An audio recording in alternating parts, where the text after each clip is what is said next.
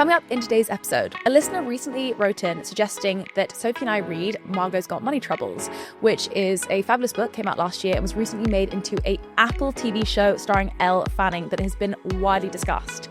The book really centers around OnlyFans and is a wonderful read and watch. So we thought we'd do a discussion, kind of springboarding off the back of Margo's Got Money Troubles, to discuss the economics of OnlyFans, who's making money on the platform and how the business is organised and how the business itself is making money, the exploitation that seems to be kind of the dark underbelly of OnlyFans, and what happens next for the platform as it skirts a potential IPO. Welcome to The Curve Weekly, where we read the finance news so that you don't have to. I'm Sophie Hallwright, ex-television radio producer who was sick and tired of not understanding investing, the economy, how to grow wealth, so we started this podcast. And my name is Emma Louise Boynton. I'm a writer, author and broadcaster interested in exploring the topics we're taught not to discuss, so that means typically taboo topics like money. But before we get into today's episode, we've got a quick word from today's sponsor. Did you know Generate have a team of advisors who will actually meet with you and help you make sense of KiwiSaver? You can book a no-cost KiwiSaver advice session via the link in our podcast show notes. And thanks to Generate for sponsoring this episode of The Curve Weekly. How was your weekend? Hi, Sophie. My weekend was... Hi, my weekend. I'm like, hi. My weekend was... Well, actually, my weekend was delightful. I went with my boyfriend to a flea market, which actually was closed, which was annoying. But then we found a bunch of other like antique furniture places because we are doing up our flat at the moment and we're looking for some great bargains. And we found a beautiful piece of furniture actually in the car park to our building. So we are on a money saving flat do-over and it is looking stunning. That's so fun. It is fun. We're turning a house into a home. I mean, we don't have a house. Emma moves in and the first thing she buys is the biggest bookshelf that anyone's ever seen to fill the entire back wall. And I think you've got to give some context to that, Sophie. I moved in with my minimalist boyfriend, yeah, who had like nothing in this flat. He had it was a very sparsely decorated flat, which quite nice, I will say. It was nice. I mean, sure. No, it was. Actually, I'm being unfair to him. It was very minimalist. It was very calming. He's so tidy. He is like the cleanest, tidiest person. He definitely's got less tidy since I've been there, but I think there could be. I love that you're shifting the tidy blame from you to him. No, I did say that to him. He froze. That he was like, "Excuse me." What about you? What did you do? I went on a hike. Around the coast towards Margate. I was Googling on my way there. We got on a train very last minute. In the UK, if you're last minute to a train, you stand the entire journey. So that was not my finest. If you're lucky, if you manage to get on. Yeah, so we were sort of hovering, standing, trying not to fall on everyone. And then I was Googling on the way there and it was like amazing hike from this earlier train stop. So I was like, right, we're getting off. We had like motorbike helmets that we carried the entire hike, big giant bag. It was not well planned from me. Oh my gosh. But we had such a lovely day. Walked for a hike, went all the way to Margate. It happened to be Pride. So we were just dancing in the square, making friends, having frozen margaritas. It was so much fun. This sounds like absolute heaven. Before we started recording this episode, I said to Emma, right, are you in the red or green? She was like, oh, I'm considering lying about it this I think I am just going to lie. I was thinking about it on the way and I was like, listen, I can't just be this broken record of like, oh, guess what, I'm in the red again. But so am I, if it just makes you feel better. Lying. I'm going to say, you know what? I've paid off my credit card bill early this month. Nice. I mean, I always paid off on time, but I've paid off early this month, which is like a good feeling. That's all I'll say. Nice. Great. You know what? Selective information. That's exactly. So it's not lying, it's withholding information to suggest that I'm in a non-identifiable colour. Nice. Yeah. Love What about you? Red or green? Massively red. I mean, I'm also bored with hearing myself talk, actually. Just lie. I mean, it's not the ethos of the podcast. It's just like it's so, if I had to follow my budget for what we did in London or in the weekends, we would be curled up in the house, not leaving to do anything. I know, but it's made me realize, wow, I do way more fun stuff now that I'm in a relationship. Really? Yeah. Yeah, but also, I mean, like, I didn't pay for the train ticket. He did. He paid for our lunch. I did small stuff. Like I paid for the coffee and the croissant for the train ride. I paid for, a round of drinks later in the day. But it's not true to my budget. So I'm cheating, actually. Massively cheating. I mean, great. Yeah. You've got to be a baller on a budget. You got to live the high life. But it's almost like a baller on someone else's budget, so it makes me feel even better. That's like baller on someone else's budget. Fabulous. Okay, so we're both in, well, I'm not in the red. I'm in a non-identifiable colour. Yeah. And you're a baller on someone else's budget. Yeah. So I'd say that's winning. That's a reframe right there. Okay, so today's topic. Yeah. We are speaking about OnlyFans. Can you get rich on OnlyFans? What is happening with the business? It has been a very interesting week. I will say I'm incredibly proud to let you know that I've read this entire book that we're going to start this episode by discussing in 7 days. That's a record for me. Margot's Got Money Troubles, which is now streaming on Apple TV. You watched the show, didn't you? It's so good. You didn't like it, but I loved it. I thought it was so well done. I didn't read the book, so I came to it from the TV show, which was suddenly, I think I just heard about it everywhere. We've swapped roles. You'd normally be the reader and I'd be the watcher. I would usually read, totally. I will read it eventually. But also now I've watched the TV show. The TV show I do think is done really well. It's really close to the text because I did have a flick through. Because it was actually the show that was really buzzy. Obviously then that propelled the book, and at least from a UK perspective, I think. Okay, right. Yeah, I mean, I will say I thought it was a very funny, fun, enjoyable, well-written book. I really enjoyed it. The characters were so fun. But yeah, I just find watching television with my boyfriend incredibly awkward because I think if I'd watched this by myself, I would have loved it.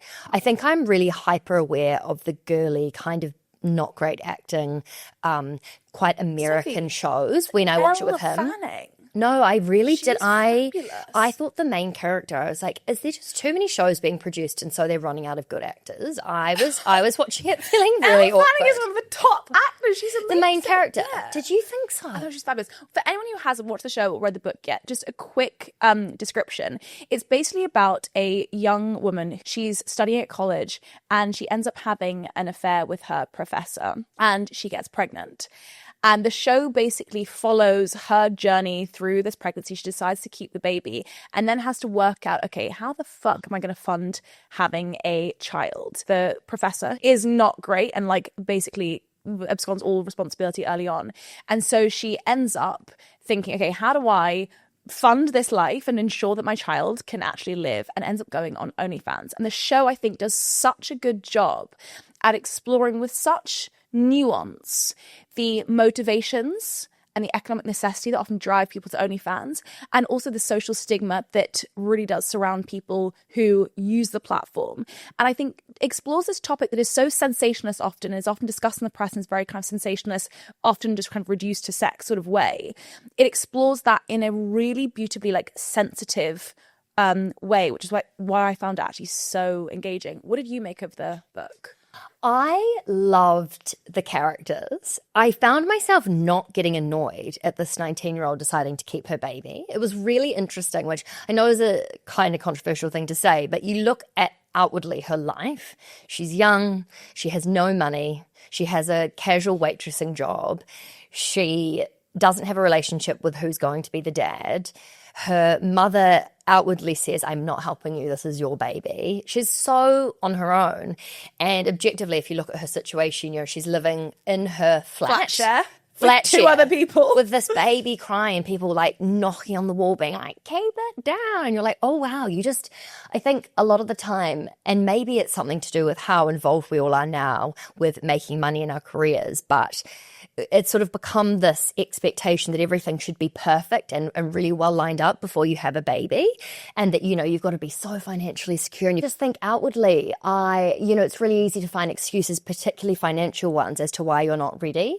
And I think that this story was such a great example of all a baby needs is love, and a mother that really cares for their baby. And it's by no means easy. And of course, she turns to OnlyFans to make money. So it's not, she's at the start of the book stressing so much because she gets fired from her job because she can't find childcare, which is obviously what so many people struggle with, being able to pay for childcare. It almost cancels out your earning. So a lot of people then don't work because it's too expensive to pay for. So basically what it explores is the modern issue with, like how do you care for a baby with all of the expenses that come with it? And I just think that, it made me feel, I don't know, I felt a lot of love for all the characters in the book. And perhaps this is a nice example of Women are very resilient and they will do what they need to care for their baby. And I love that you said that, because it makes me think, before we were recording, I was really curious as to the motivations of the writer, as to why she wanted to write about this particular story. And I was wondering if it was kind of reflecting her own story or like what it was. And I found a couple of interviews that she'd done recently, and your reaction, I think, from what I've read of her, is kind of what she wanted to elicit in the reader. So she really wanted to explore the Madonna versus whore complex, which is obviously this idea, this kind of dichotomous binary that was a term coined by Freud like kind of 100 years ago, about this idea that women are either kind of slutty whores who you want to shag, who are really desirable for a man, or they're these kind of virginal Madonnas who you can imagine being a mother and a wife. They can be one or the other. And so Ruthie Thorpe, who is the author of this book, was really curious about exploring this dichotomy and wanting to kind of just explore how women continually get put into these very kind of narrow like stereotypes.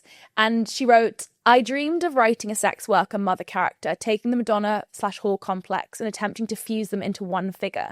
But it seemed impossible for so long because the cultural stigma against sex work is so strong and the pedestal we put mothers on is so vertiginously high. When OnlyFans started to blow up, I noticed people were talking about it in a much less judgmental way. And I thought, here's my chance. And I love that because that, I mean, it leads so perfectly into our conversation about how OnlyFans has almost been this like segue to us having maybe more expansive, more nuanced conversations around sex work in a, and the reasons that people do it in a kind of contemporary standing. So I kind of, off the back of that, I wondered first and foremost, do you think OnlyFans has made sex work more like socially acceptable? 100%. I mean, I have someone who I was at school with who's now on OnlyFans. And for a long time, she grew her profile through being on Below Deck. So she had this huge profile on social media and everyone was saying to her, please go to OnlyFans, because she was constantly sharing it, being like, haha, no. And then she did it and I thought, good on you. Yeah. That's so cool. And she has to market it on social media to people who know her, family and friends, because notoriously OnlyFans doesn't have an algorithm to help with marketing. So you have to be confident promoting what you do for work publicly. You can't keep it in the echo chamber of OnlyFans, which I think in itself has meant that you're seeing lots of different people who are doing sex work.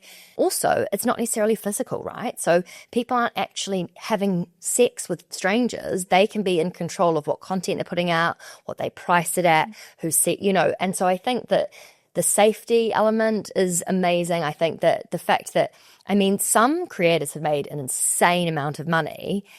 And going back to the book, Margo doesn't know how else to make money. And at the start, she talks about how it makes her feel sick to show her vagina online.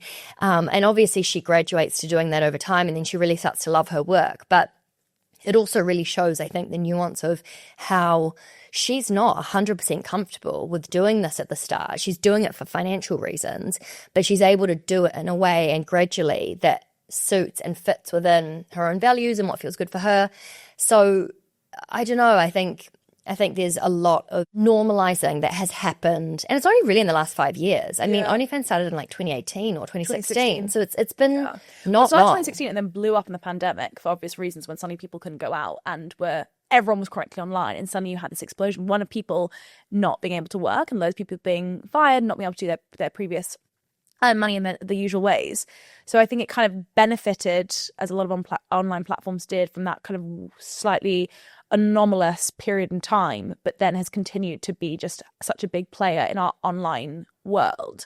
But I just think just reflect back on what you said just there. I do think the kind of seamless integration of the OnlyFans world and the kind of, it's not all porn because it's not all sex. It's not all sex work. A lot of it's, there's people who, I mean, foot fetish still counts as sort of sex work, but there's gradations of the stuff that people do on OnlyFans. But I think the fact that performers, to your point, have had to rely on building their audiences across other channels to then direct people to subscribe to their OnlyFans channel because there is no explore page, has created this sort of like seamless integration with other social media platforms in a way that has been very normalizing of, we've kind of become used to OnlyFans creators being part of our digital ecosystem, even if we're not someone who goes on OnlyFans or watches porn. And I think that has really kind of blurred the boundaries. And I think this is not a commonly spoken about thread with this conversation that there's celebrities on there that are not making money necessarily through sexual content. Yeah. So can we actually talk about some of the big celebrities that are on there Yeah. and what they're using it for? Just this weekend, Jessie Cave did an interview with The Times. And Jessie Cave, for anyone who doesn't know. Yeah, so Jessie Cave is in Harry Potter. So she was in Harry Potter. She played Lavender Brown when she was 19 years old. She's now been an actress for 18 years, and she's appeared in television shows including Trolleyed, Call the Midwife. She starred in Arcadia in the West End. She's performed her own critically acclaimed one-woman show at Edinburgh Fringe, and she's also written a Sunday Times best-selling novel called Sunset. So she has been, outwardly very successful within the creative industries for years. All while, by the way, she's had 4 kids. She's 38 and she's had 4 kids with her on and off partner, who's now her fiance, Alfie Brown, who's a comedian.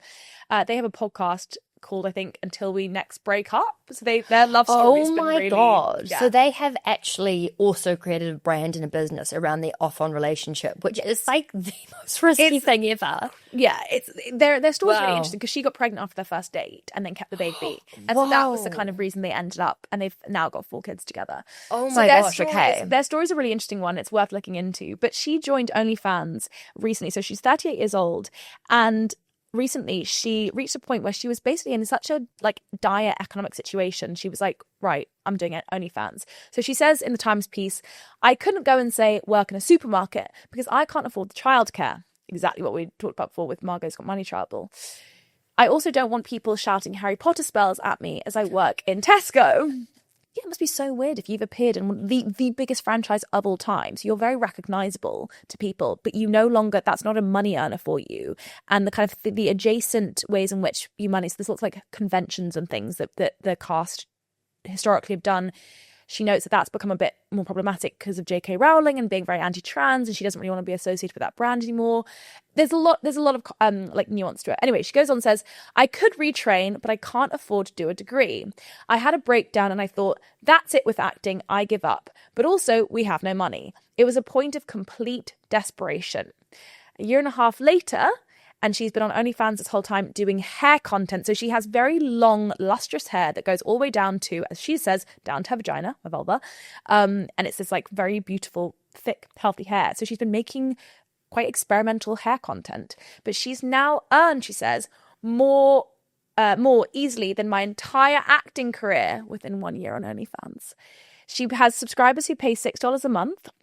There's more for paid messages for hair content. So it's videos of her kind of brushing it while she's dressed as an elf, a maid, or as Lavender Brown. Fun. Plaiting it, shaking it, tying it around her waist, doing anything she can with it, really, for people who like kind of that sort of thing. So, I mean, I just thought the story was fascinating and really highlighted actually all the issues that this book brings up so well. First of all, you have a mother who finds it challenging to get to work because the cost of childcare is so extortionately high. Her and Alfie Brown, her partner, have moved out of London now to, I think they moved to Liverpool. I'm not outing it, they said in the piece. They moved to Liverpool just because the housing is so much cheaper there. She couldn't get a kind of quote unquote normal job kind of in a supermarket because childcare is so expensive. So she really turned to OnlyFans out of economic necessity. She creates kind of, it's not sexual because I think there's a sexual implication to it. So there's something inherently provocative. She's obviously leaning into kind of fetishes around hair, but she's not having sex on camera. She's not showing anything. But she did note in the article that she's got a boob job last year funded by her OnlyFans. But she had a line in where she was like, I felt like I needed to because this isn't going to last forever. What I'm just me playing with my hair. Oh, so she feels like she's edging towards more sexual content. She didn't say it explicitly in the piece, so I don't want to put words in her mouth, but it kind of was brought up, and then the interview didn't delve. I mean, I would have really pursued that line of inquiry because that to me was fascinating. So you've got this boob job, obviously to she's had 4 kids. That, was something that maybe she wanted to do personally, but does also seem like it was to improve her appeal and, sex appeal on OnlyFans. So there's obviously a suggestion of me just wrapping my hair around myself isn't going to last forever. So the implication is it might get more sexual. So I think there's also, that blurring of boundaries. And she said, and I think this is also, I guess, what Margo in the book really ends up having to grapple with. There's a pressure to get more to go deeper down that more sexual route, because you can have quite a niche offering at the very beginning, but how you sustain your subscribers, I mean, you've got to be entertaining. And it's so interesting because the amount of, we talk about, has it become less, or I guess more socialized and acceptable to be on the platform? Most people that start, from a lot of the research we've done and these stories, it comes from necessity. But then it ends up being the main career path they have to follow, because once you've gone there, it's really hard to go back. And people are still so judgmental of it. So whether it's you drop out of another career that you have because people find out that you're making money this way, it is quite a risky career in the sense that if you don't make it really quite big on OnlyFans, it's hard to go back to more, quote, normal jobs. And so I think what would be really good is to look at actually how much are people making, because there is this idea that people go on OnlyFans and then just make millions of dollars. And I mean, I don't know if it's the same within your groups of friends, but we used to throw around the idea of, if it all else fails, get my toes out on OnlyFans. It sort of became this thing where, I'll just fall back on OnlyFans as a joke, as if it's just really easy to make heaps of money on there. And I don't think people realize that's just totally not the case. But I think that often it's because the people that we hear about in the press who are making money on OnlyFans, so say like the Jessie Cave, who already had a built-in big audience from Harry Potter, so she had an audience on her other social platforms that she could immediately convert to her OnlyFans. You have people like very famously Lily Allen, who went on OnlyFans and was earning, she sold feet pictures for years on OnlyFans. And I think it's worth noting, someone actually commented on Twitter saying, God, imagine being one of the biggest pop stars or musicians in Europe and then being reduced to this. And Lily Allen replied, imagine being an artist and having nearly 8 million monthly listeners on Spotify, but earning more money from having 1,000 people subscribe to pictures of your feet. Don't hate the player, hate the game. She now has 10.3 million monthly listeners. Also, her new album has catapulted her. Although, you know what? Streaming is, that's a whole other conversation. It's so fucked. But I think we tend to hear these stories of the Jessie Caves, the Lily Allen, these creatives who have a big public profile, who through just the absolute economic shit show that is the contemporary creative space, are compelled to turn to OnlyFans to subsidize their increasingly pitiful creative earnings. But nonetheless, they still are the success cases of OnlyFans because they typically have big audiences already. Then we have the people who got massive on OnlyFans. Again, they have huge audiences and thus they are really able to cash in on the platform. What we don't hear about is all the other people, the 99% of people participating on the platform who don't have anywhere near that following on that platform or other platforms. And so their earning potential is capped, or not capped, but it's so much harder to get anywhere near that high levels of an earning that you could actually live on.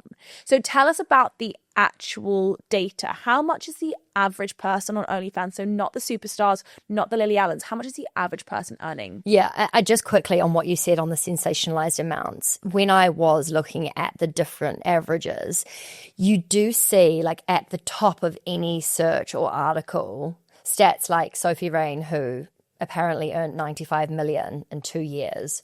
Or this girl who joined when she was 18 called Anna Paul. And, it came out that she was earning 300,000 in 1 month. It's these crazy amounts where you think, why on earth would I not join OnlyFans? But yeah, it's just totally not the average. So there's this creator that I'm going to reference throughout this episode because I just think she's so great. And I have mentioned her before on the podcast. Her name's Ari Kitsia and she has over 24 million followers. So keep in mind, she's enormous. She has a huge reach, but she didn't always. But she speaks about the fact she's gone and spoken at Harvard University. So she is not only amazing at creating content online, at making money on OnlyFans, but also she is an amazing businesswoman. And she said in a recent interview that most creators earn 100 to 150 USD a month. Some the average is between 100 and 1,000 a month.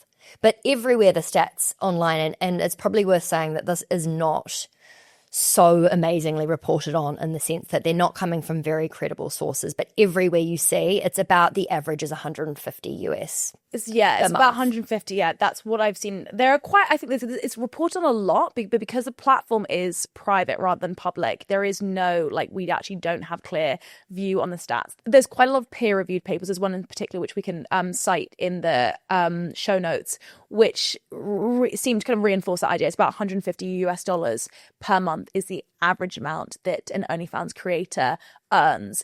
And it's worth saying that the people who that we tend to see reported on who are earning the, like, you know, 6 figures, 7 figures, they're in the top 0.1% of earners on OnlyFans. They represent such a small portion of OnlyFans creators. Do you know what one of the weirdest things that I came across though was, and this woman Ari was talking about the fact that a lot of creators are encouraged to lie about what they're earning, and it's because it creates this mystique of, oh, what are they doing on that platform, which I thought was quite interesting. Oh, that's really interesting. So there was this one report that was talking about Kerry Katona as a mum, she's in her 40s, and she has kids, and she's reported to have earned $175,000 in her first month on OnlyFans. She's also a household name in the UK. She's it's worth noting because she's got a big built-in following, because she was a pop star. She was in Atomic Kitten, that band. Yeah. She's been in our public purview for like my entire life. Kerry Katona has been like a name. But the thing here is that in 2 separate interviews, so one with The Times and one with ITV2, like Getting Filthy Rich in January of this year, she gave different amounts of how much she earned by only about £15,000. But still, it made me think, I really do wonder how legit some of these numbers are that are enormous. Are they real? You know, it's hard to know. Well, no one can fact check it. No one can tell. No one can go in and see your bank account. And I actually think I'd never thought about that. But it does make sense. If someone's saying I'm making $1 million a month, you'd be like, what is the content? I need to go and see what you're Must producing. go subscribe. It's so true. But if you look at the numbers, so there's over 4 million creators. 4 million creators? Yeah. And if you look at the amount that was paid out to creators, like it's 5.8 billion. Which means that if you look at the average per creator, it's like, this is obviously considering the people that earn a huge amount and then the people that are earning 100. It's about 1,260 each per creator. So it makes sense, right? There's some people that are earning extreme amounts of money, and then there's people on 100. So as of the financial year 2024, over 7 billion, so 7.2 billion was processed through the platform. So that was the amount of money that people were basically paying creators. 7.2 billion? Yes. Jesus. And there was 377 million fan accounts.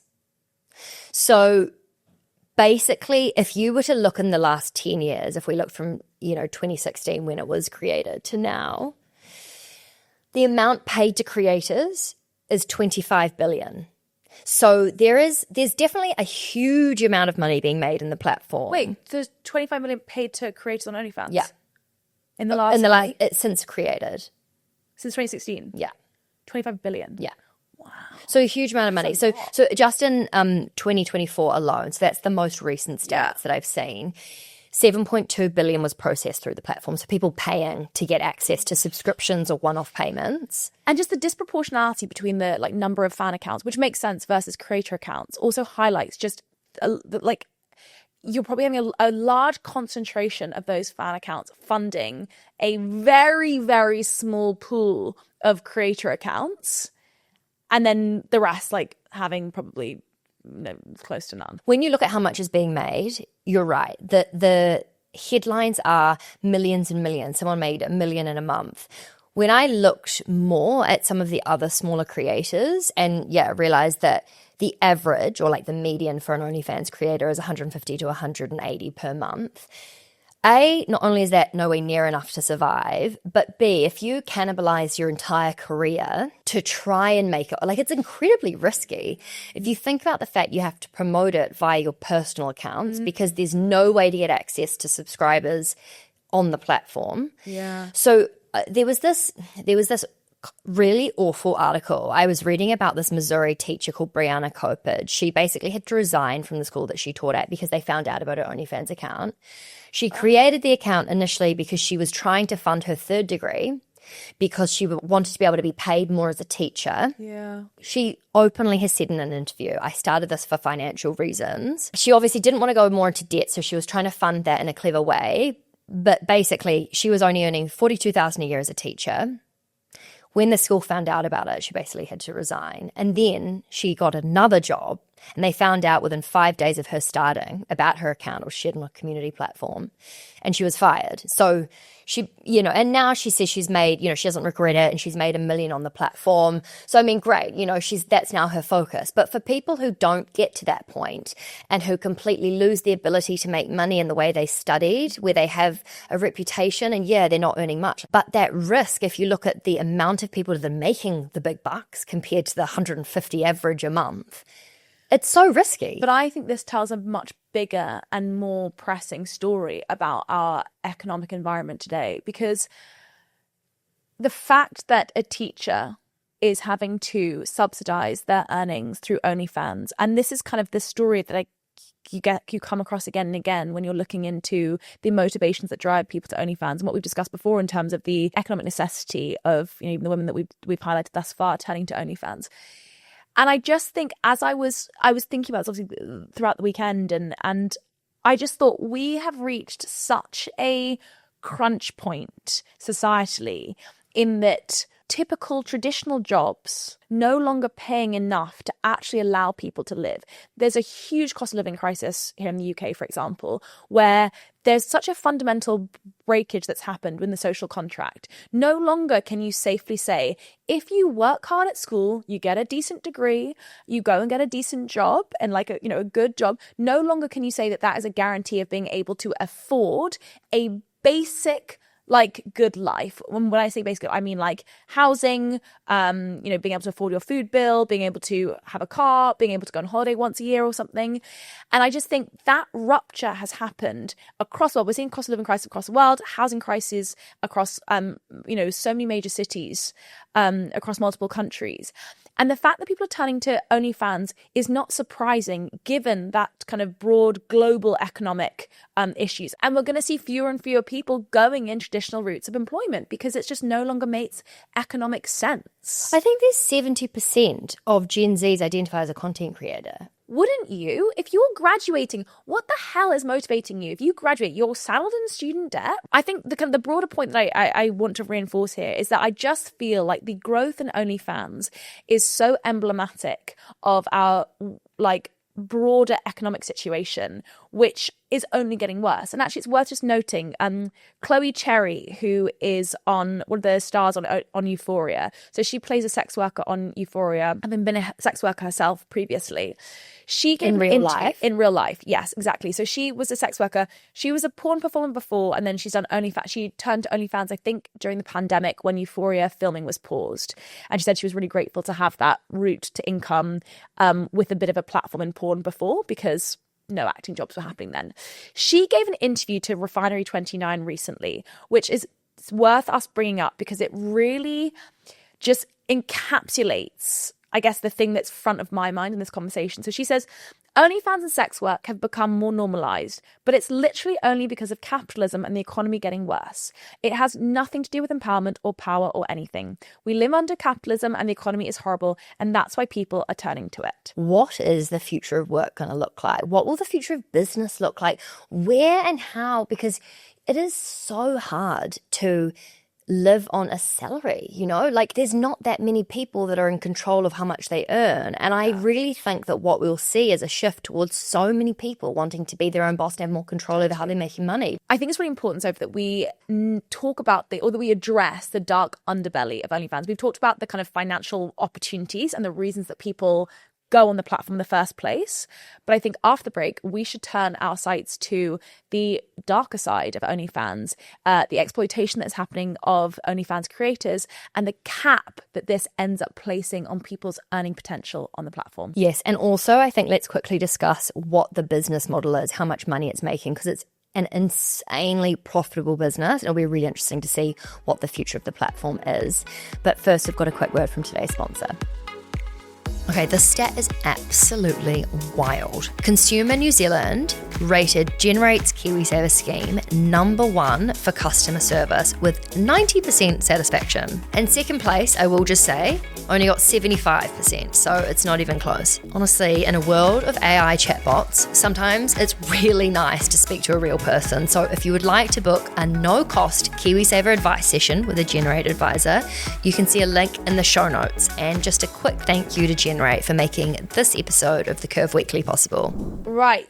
I'm going to say section 2. That sounds really boring. No, but this is kind of, I feel like the start of this conversation, in a way, made me feel like, yes, it's really important to note that not everyone makes a huge amount of money on the platform, but it also feels like this empowering, kind of hopeful feeling where we've almost given people the autonomy to create their own incredible potential business and financial outcome through the platform. But what we're about to talk about now kind of slashes that hope in half and makes me realize, gosh, it's so classic. As soon as there's an opportunity where people can actually be thriving, someone sees it as an opportunity to come in and exploit those people. So I think that it's almost like I felt amazing, great. There's all these people that can control how much they earn and they're using their platform to directly get money into their own pockets. But when you then look at what's actually happening, it's not the case. And there's a lot of people that are being massively financially and otherwise taken advantage of. At the end of July, there was a piece in The Cut by Ezra Marcus called Revenge of the Simps, How a Community of Porn Addicts Tried to Rescue the Teenage Cam Girls They Worshipped from the Clutches of a Violent Webcam Pimp. I mean, just a moment to recognize how epic an article title that is. But I wanted to bring this up because I think this article, I mean, it's totally absurd, and I'll explain it momentarily. It is an absurd article, a fascinating investigation, but for me really sums up that kind of darker underside of OnlyFans exploitation and this new class of OnlyFans managers. Long story short, you have this group of people who avidly watch and are fans of girls in a kind of cam house. It's almost like a house that has different rooms for the different creators, and it's being kind of controlled by, I mean, I don't even know if we can use the word pimp, but it's almost like they control the earnings of all of the girls that are in there. So basically what happens is there's this group of men who watch this channel where these girls who live in this house, they're all about 18, and they kind of create content together with a kind of sexual nature. These men notice over time that there are kind of warning signs that these girls are coming, showing up with bruises, that there's kind of shouting in the background. And this group of men brand themselves the White Knights and embark on investigating what's going on with these girls because they're worried about their safety. I mean, bonkers. They end up sleuthing very successfully and finding the kind of the guy who runs this house, Nikita Tikalo, who's a 21-year-old man who models himself on extremist, misogynist ideologue Andrew Tate. And he is essentially running this house of young women who he is kind of through quite a lot of violent force, compelling them to create content for online. So this men, the group, the White Knights, the Simps, basically find this man online, figure out what he's doing, tip off the police, and become kind of almost one of these weird heroes in this story. I'm finding I'm trying so hard not to stop because there's actually nothing funny about the story, but there's something kind of hilarious. The result is this 21-year-old, prosecutors are now charging him with 4 counts of human trafficking, 1 count of money laundering, and 1 count of leading an organised crime group, describing a sprawling operation with numerous employees, dozens of models, and millions of dollars in profit. So he'd managed to basically create a kind of working replica of Andrew Tate's webcam enterprise, hidden in luxury apartments and kind of a suburban mansion in the Seattle area. He is now being held. I think there's a kind of $5 million bail over him. So he's being held. He's been arrested. So these White Knight sleuths of the internet have become kind of, a huge part in this continually unfolding story. But I think whilst this is an absurd story and it's definitely worth reading, it also speaks to something bigger, and that is the role of these OnlyFans managers like Nikita, who are seemingly springing up across the board and who are exploiting young girls and essentially kind of forcing them to, use quite violent means, forcing them to create content en masse so the OnlyFans managers can end up kind of profiting from their bodies. So you see this interplay of sexism, misogyny, exploitation, a tale as old as time, but using this new technology. And that, I think, is fascinating because he is not alone. He is one, the more you go into it, there are so many of these OnlyFans managers. If you zoom out and think about like a marketing agency or any agency, whether it's a talent manager, it is quite normal to have or to think that a talent manager and agent is going to catapult your career, that they have contacts, that they're going to XYZ, increase your earnings. For a lot of these creators who know that they have to rely hugely on their own marketing and they have to create a business around it. So while they might think, oh, I'm great at creating content, I have no idea about the rest of it. So they outsource the power to these people who are telling them that they can help them make even more money. That is actually a business model as old as, talent has been around. And generally, an agent might take 20, 30%, but a lot of these are taking 50 to 70%. And I think it's just worth, when you look at the way that OnlyFans make money, they only take 20% of a creator's earnings. So that's actually way lower than other platforms. Yeah. If you look at Twitch, which is the online gaming, it's 50%, YouTube Shorts is 45%, Patreon's 10%, but plus processing. So OnlyFans is actually kind of okay in terms of what it takes percentage-wise. It doesn't do a huge amount. It doesn't do anything. It's basically just distributing. It's not actually helping with any kind of marketing or growth. But the problem here is that we were originally talking about how all these creators have the autonomy to make money and they just give 20% away. But what's happening for a lot of these women that are being taken advantage of is that they create the content, they're signed up to management or these people that are taking advantage of them. They're taking 60 to 70%. Then the platform's taking 20%. They're making 10%. So it's just like if you think of the sex industry and how unfair it is for a lot of people who are doing sex work in person and they're relying on someone who pays the rent for, say, a space for people to have sex in person. They're taking only a percentage of that money. OnlyFans created a space where the control was with the creator and they could make as much as they want. But these men are seeing the opportunity to exploit that. And there seems to be a playbook that a lot of these OnlyFans, the kind of exploitative OnlyFans managers are operating in accordance to. And it's, again, a lot of it's borrowed from Andrew Tate's playbook, where they're kind of so I think it's described by prosecutors in the Andrew Tate case as kind of the lover boy method. So they essentially seduce these young girls, they kind of shower them with compliments, make them feel so loved and adored, I can really help you get your career, you're so amazing, you're so beautiful. Andrew Tate notoriously a lot of the girls that he exploited were people that he had dated. So again, it's really you see that a lot in these stories. It's they get their girlfriends to join and then they're in control of their girlfriend's account. Exactly. And then it sort of grows from there. Exactly. And that was the same Nikita. He really pressured his girlfriend who went off to university and then she was trying to pay her way through college, and he kept on pressuring her, no, you should do this, I can make you make loads of money, I can help you, and then gets the girlfriend. Eventually she was persuaded to join OnlyFans. And so a lot of what they do, so they do this lover boy method, seduces girls into being on OnlyFans and for them managing them. Then they take control of their OnlyFans logins and basically control their kind of online presence. So some of the girls in the Independent reported that the women interviewed by police in the Nikita piece, so that's the one reported in the cut, claimed that they would be forced to stream for long hours, were given little in payment, and could not access their own social media and OnlyFans accounts. And you just see this time and again. So there was a recent documentary, which we can go into in a bit more detail momentarily, but the BBC did, called Inside the Machine. So really delving into kind of the machinations of OnlyFans. And they interviewed multiple girls, multiple women who had similarly had this very same experience of you hand over your logins and suddenly you have no power and you have no control. And to your point, the managers will then put in their their details, financial details. So the women are no longer, even the payment isn't going through to their bank account, it's going through to this manager. And so once that happens, if they then lock you out of your account, that means overnight your earnings as an OnlyFans creator is controlled entirely by someone else.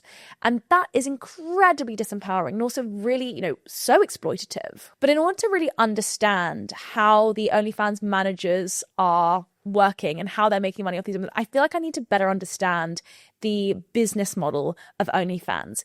Can you please explain for me how OnlyFans actually operates at like a business level? So it's the most genius business model ever, in the sense that they've created the platform for people to buy and sell explicit content, or not even just explicit content. But the amount of people involved in this business is unbelievably low compared to the amount of money that they're making. So it's really interesting, because I was looking at the business model thinking, I mean, I hate to say it, but it's genius in terms of the amount of money that it spits off. But it is very limited by the way that it can expand by getting money from investors to grow and potentially go public one day, because it falls under the umbrella of pornography. So I guess just like before we go into the business model and how much money it's making, generally a company that's this successful, that's making this much money. How much is it making? So like the company was valued at 3.1 billion in May this year, which is actually not a lot given the amount of money that it's making. So according to Bloomberg, the main guy who unfortunately died earlier this year from cancer, he earned more than 1.9 million a day from the site in 2024.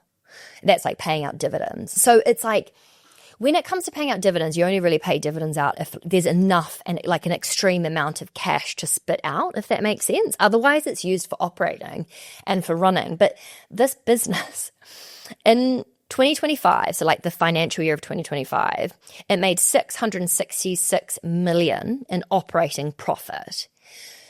It's only run by 46 staff members. So think about the size of this business. We've got like 4 people really. The fact that they have 46, they're only paying like 46 salaries, but they're making nearly 700 million in a year is crazy. So it's incredibly profitable, because the platform doesn't rely on, it doesn't help with marketing, it doesn't help with search, anything. All of the creators that come to OnlyFans are using other social media platforms to create or build or use or transfer their audiences to then monetize on their platform. So just as a business, it's like it doesn't really have to invest in a lot of infrastructure or like techie people or anything like really. Engineers. Doesn't have to that is what? It's really crazy. People. Yeah, 46 people. I mean, like that's insane. So like the company has tried to raise outside capital and sell for a long time, because the person that was running it, the main shareholder, who was like 43, he died, and now his widow. Was he the founder? No, so it was founded by a father and son in like Essex, like in the UK, and then he bought in. He's like a secret billionaire that's like quite like, he's really flown under the radar. There's not a lot of information about him. He's very secretive. He has basically created this unbelievably valuable business he tried to sell before dying or get external capital in, and it was sort of falling on this hurdle of the main reason that this business can't get external investment is the riskiness that it relies on like Visa and MasterCard and other processing payments to process all of these payments, but they are uncomfortable with the way that the business is making money. Visa, MasterCard, all of the payments kind of pulled out, saying we're not going to have anything to do with OnlyFans.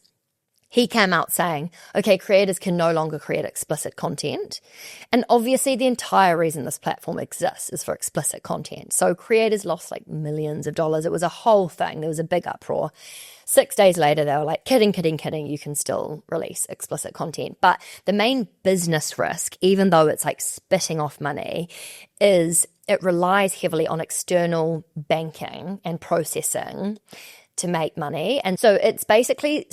It sold roughly 6% of its stake to Architect Capital at a top level. They've sold a portion of the business to invest in allowing it to almost run as its own vehicle that doesn't then rely on external banking, because it's so risky. If say, for example, again, they were to say, we don't want to have anything to do with you, this whole business model falls apart. Because as we spoke about, they don't really do anything, you know? It's like they're just processing and like housing a place for people to put their content and buy and sell.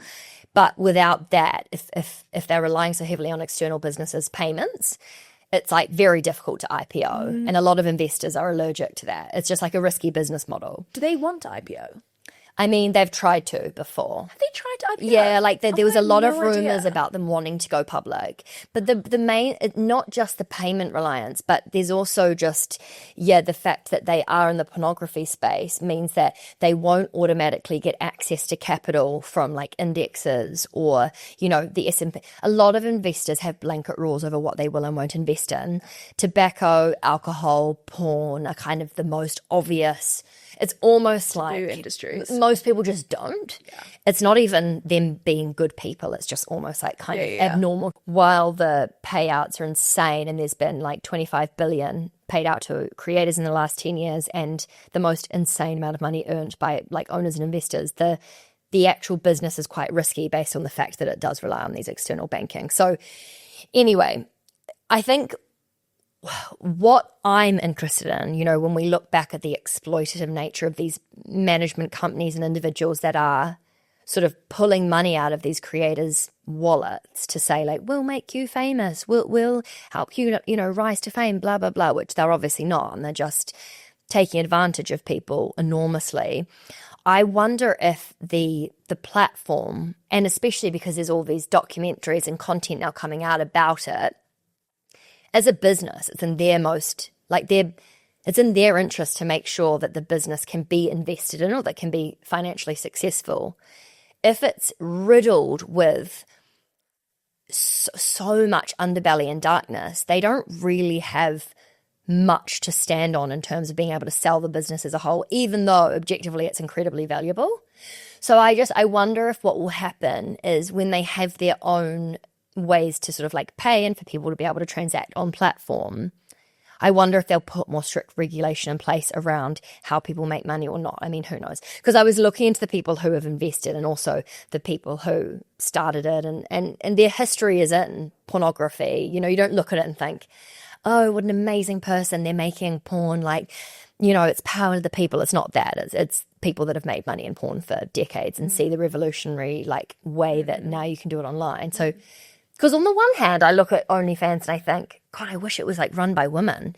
And I wish that it was... The CEO is a woman. Is the CEO a woman now? Yeah. I actually think it's interesting that their CEO is a woman because it was founded by men. It is a very... I think that the positioning, the like public positioning is really fascinating because you have... I think the majority of creators are women. The majority of subscribers are men.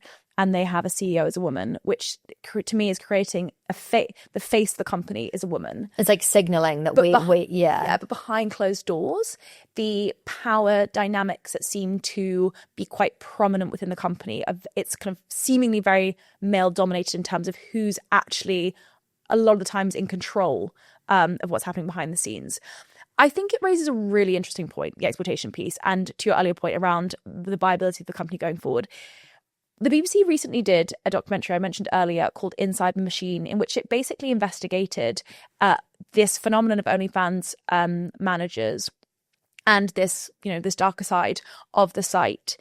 And the investigation is fascinating and it's worth watching because it gives you, she interviews, the presenter interviews a number of creators and also these managers, and it kind of delves into the model that a lot of these managers are peddling.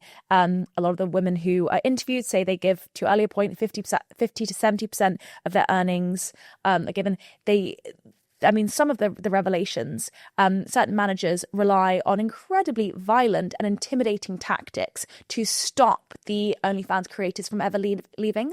So one woman had left her management and a brick was thrown through her window, and then a masked man came to her house, broke in and strangled her on the floor. And she shows... my God. It's harrowing. But the documentary, as I said, kind of really delves into... this exploitation that we've covered here, but also looks at that question which you're highlighting around what, from a business perspective, one, how much does OnlyFans know what's going on with this phenomenon of OnlyFans managers? And two, will it change its practices? Now, it answers that first question and says, yes, it does know, because there have been numerous, it's known, I think, for the past 4 to 5 years, the documentary highlights, because people have been flagging to it from creators and I think also journalists. There have been multiple reports by numerous prestigious journalistic institutions that have asked OnlyFans for comment on stories as they pertain to this exploitative dynamic between manager and creator. OnlyFans has been aware of this, is aware of this, and hasn't done anything. And the documentary really makes the point that it's not in their financial interest to do anything about it, because they're making a lot of money off of this, off of these creators. And these managers are only essentially fueling more talent within the platform. So it feels like they've been very slack, or just, not very kind of, they've not really done much to seek to curb this behavior. One of the journalists of the documentary signs up to OnlyFans to test how much their systems actually help to ensure that the payment, for example, is set up in the name of the creator and that the payments are going through the creator. And the platform says they have really strict guidance as to kind of who's named and then where the money goes. They're constantly regulating that. The BBC journalist was able to set up an account. She was able to post some feet pictures and get 2 colleagues to subscribe to her channel and pay. But she put in another colleague's bank details. So the bank details were under someone else's name. And she said the money just went straight to that other person's name and no issue was flagged. If it ever did IPO and become a publicly listed company that people could invest in, it's almost like exposing your naked body for the whole world to see. So it almost shocks me to hear that, and then simultaneously hear that they've been going for external capital or considered going public, because why on earth would you do that? But then it makes me sad to think, like, well, maybe there still would be so many people that would invest in this business, even if it was incredibly exploitative, because it's just making lots of money and people actually just don't care. Yeah. Which is terrifying. The documentary actually features Labour MP Tonya Antoniazzi alongside the Anti-Slavery Commissioner Eleanor Lyons. So they're featured in the doc commenting on the revelations that the documentary has surfaced. And they've called for a formal parliamentary inquiry into OnlyFans and highlighting the kind of systemic safeguarding failures, exploitation and trafficking risks tied to third-party management agencies. It is a UK-based company, so the fact that a UK-based MP is now going to be putting forward a kind of parliamentary inquiry into the company is a really big deal. This could lead to a kind of deeper formal investigation of the company, in which case it'll be compelled to really tidy up its affairs. When Emma and I were talking before we started recording, Emma was saying, I'm just exhausted with what's happening online platforms. I feel just the world is absolutely F-U-C-K-E-D. Unsure if there's kids in a car. Probably imagine not if they're listening to an OnlyFans. I mean, I think episode, by this point, perhaps probably they've turned fuck is the least of your worries. If you've listened this far with kids in the car, we're sorry. But I think, when I first started thinking about this, I was feeling so hopeful about the idea. And when I read this book, I actually felt quite happy with the storyline and how it evolved, because at the end of Margot's Got Money Troubles, she keeps the custody. Sorry, huge spoiler if you're planning on reading this book. But she gets, full custody of her baby. She continues working on OnlyFans. Her, annoying professor that she had an affair with decides that he's okay with her making money that way. And it sort of has this nice sort of round off that, okay, people make money in different ways. Let's support that. She's able to care for her child, make actually a lot of money. By the end of the book, she has 30 grand in savings or something. So it felt positive. But when you dig beneath the surface, it's so sad and scary. And I just, back to your point on the cost of living and so many people kind of being forced into making money in this way, it's such a scary, big world of people trying to take advantage of people that are already financially struggling, desperate to find a way out of whatever their situation is.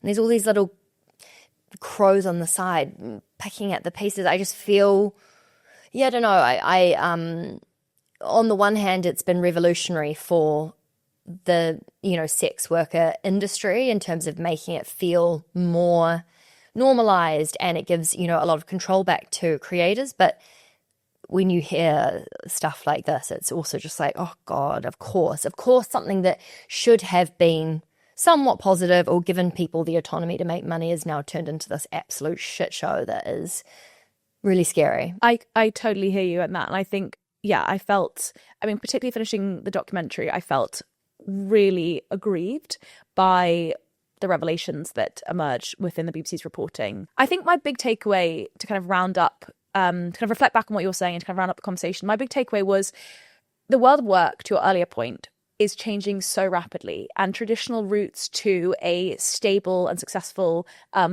income and making a living in a kind of traditional way is really shifting. And I think with that we have seen a kind of influx of tech-enabled platforms create new pathways to income. The creator economy taking off and OnlyFans being a part of that in a way that is revolutionary and creates numerous opportunities. I think the rapidity with which technology is fueling this new world of work is what gives cause for concern, because governments and policy is not keeping up with just how rapidly our broader kind of working climate is changing. So for me, that's my big takeaway. Regulation, so unsexy. Yeah, no, I think mine is probably just, if you're listening to this and you are one of those people who judges sex work or OnlyFans, I would say read this book, watch the show, and open your eyes to the fact that a lot of people are trying to do this in a way that is caring for themselves, for the people they love. They're trying, there's a lot more nuance to the way that people are approaching sex work now.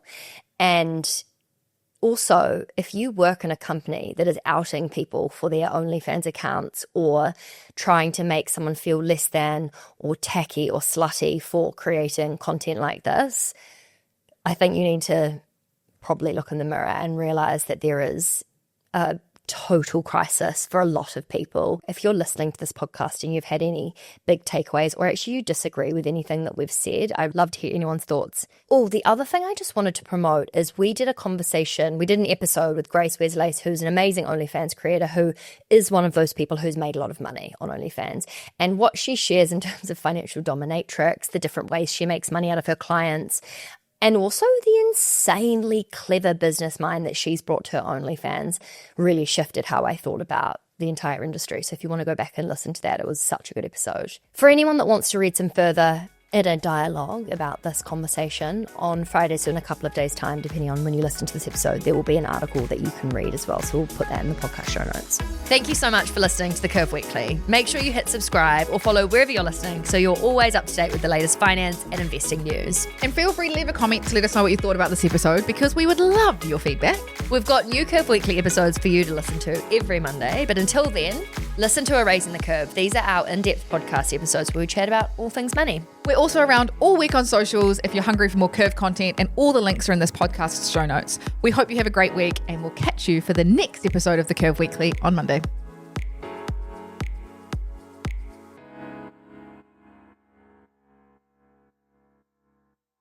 Okay, quickly, The Curve was created to empower and educate you about investing, but we are not financial advisors. Our platform exists for educational purposes only, and it doesn't provide personalised investing advice for your individual needs and should not be relied upon to make an investment or financial decision.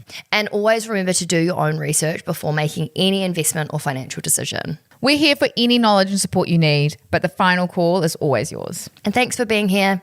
You got this. Yeah, we know you got this.